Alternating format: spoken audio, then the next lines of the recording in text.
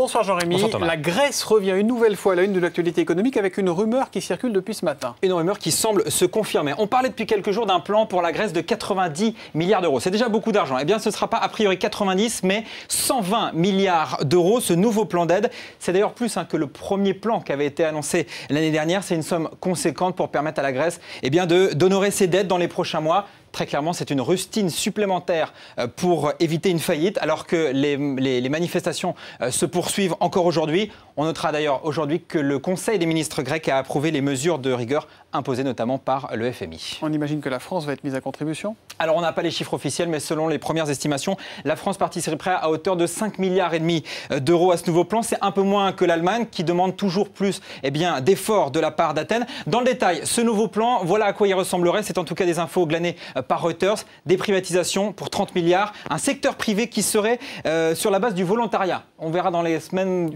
on verra dans les prochaines semaines ce que ça veut vraiment dire. Et puis des prêts de l'Union européenne et du FMI pour encore 60 milliards d'euros. Un total de 120 milliards. C'est quand même vraiment beaucoup d'argent.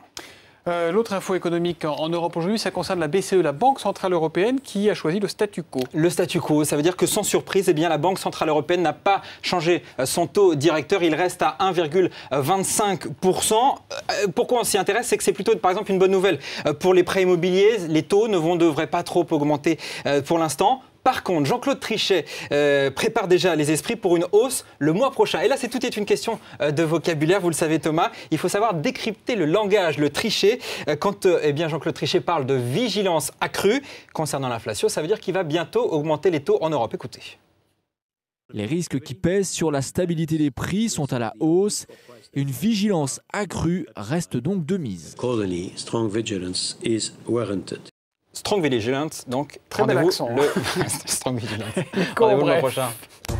On parle de la belle performance du Club Med. Le groupe triple ses bénéfices au premier semestre, 10 millions d'euros, malgré le printemps arabe et le séisme au Japon. Pour le patron du Club Med, Henri Giscard d'Estaing, c'est le positionnement international du club qui a permis de limiter l'impact de ces crises. Pour moi, la seule vraie réponse, et c'est dans le fond la stratégie qu'on a suivie avec constance, c'est d'être international. C'est dans le fond la division des risques géographiques. À partir du moment où on peut compenser par une destination ou pour nos clients ou par un marché pour l'entreprise ce qui se passe dans une autre partie du monde, je dirais on peut arriver à traverser ce genre de tempête. Inquiétude en France pour les salariés du groupe E.ON. L'électricien allemand annonce la fermeture de 5 centrales au charbon trop vieilles. Elles vont être arrêtées à partir de 2013. Plus de 500 emplois sont concernés.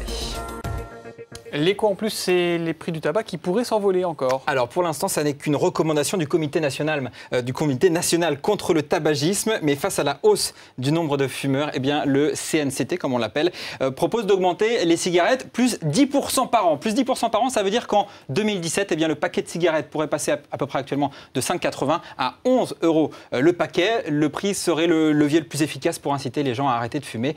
Voilà, on verra ce que ça donne. Et pour l'instant, ça n'est qu'une préconisation en tout cas. Évidemment. Merci beaucoup, Jean-Rémy Bott. Merci Thomas.